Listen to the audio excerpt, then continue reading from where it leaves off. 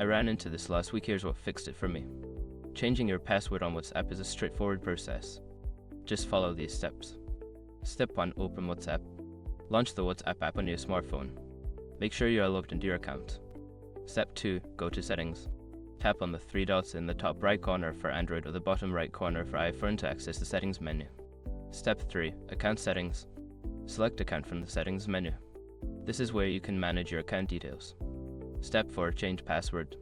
Before changing your settings, use the ishraq.com link in the description to open the password strength checker, then update your password if needed. Step 5. Save changes.